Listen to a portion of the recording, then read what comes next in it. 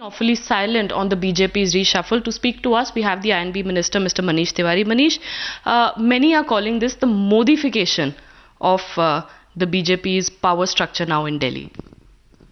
Well, I think essentially it is for the Bharatiya Janata Party to decide as to who would they like to have as their office bearers, and unfortunately, like the BJP, we do not have a tradition whereby we start giving a ball by ball commentary on the internal affairs of other parties, and that is why you would have noticed that since yesterday, the Congress has maintained a very dignified silence, because we believe that politics is about issues, politics is about policies, politics is about programs. So therefore, if at all we have anything to say with regard to anything which is germane to larger public interest, we do comment on it. We invariably and usually, unlike the BJP, refrain from commenting on individuals.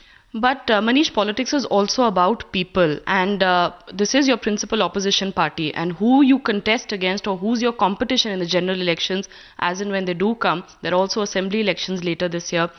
That is something that political parties would be looking at when you decide your strategy as well. Well, the reality is that the Bharatiya Janata Party is not our principal opposition party. Unfortunately, whether you like it or not, the BJP is at best a regional party of the Hindi heartland with some outreach into western and maybe parts of South India, where also, with God's grace, they are going to be defeated. The Congress party has differentiated opposition across the country. For example, in Jammu and Kashmir, the opposition could be the PPP. In Punjab, the opposition is the Akali Dal. In Haryana, the opposition is the Lok Dal. In the southern part of India, the opposition in Kerala is the Communist Party. So I can chapter and verse recite to you states across both eastern, western, northern and southern India where the BJP is, unfortunately for them, not in the reckoning at all.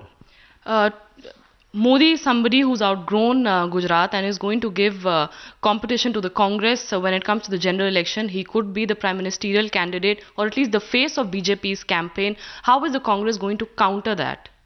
Well, I don't think he even figures in our calculations. You seem to forget that in 2004, there was an incumbent prime minister in Mr. Atal Bihari Vajpayee. That election was fought by the BJP/NDA with Mr. Vajpayee as the mascot. The result was for everyone to see.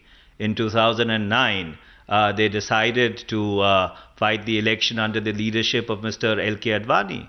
The result was again for everybody to see. So therefore, from our point of view, the individual who leads, one of our opposition parties is not important. We go to the people based upon the strength of our policies and programs and our track record over the past 9 years, which stands on two essential strands.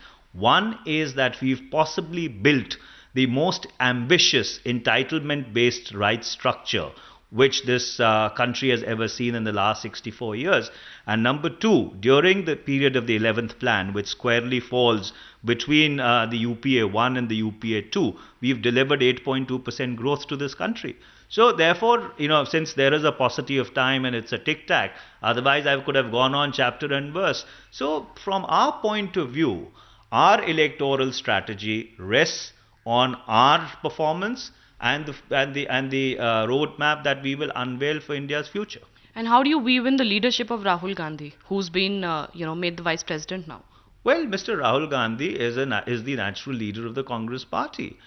Since 2004, there had been a demand from both within the party and outside that he takes on a larger role.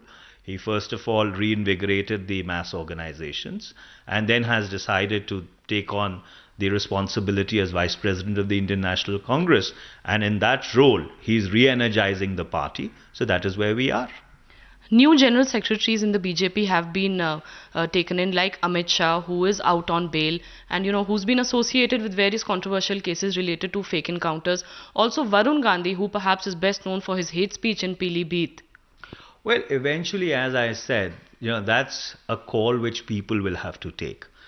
People will have to make an assessment about the kind of individuals and the message which the Bharatiya Janata Party wants to send out through these appointments. And people are extremely savvy. They know how to separate the wheat from the chaff. But insofar as the Indian National Congress is concerned, we maintain a certain amount of decorum, a certain amount of restraint in public debate. So therefore, as I earlier said, that it is not for us to really be commenting about whom they decide to appoint or not appoint. It is for them and it is for the people of this country to really make a judgment about their choice of personnel.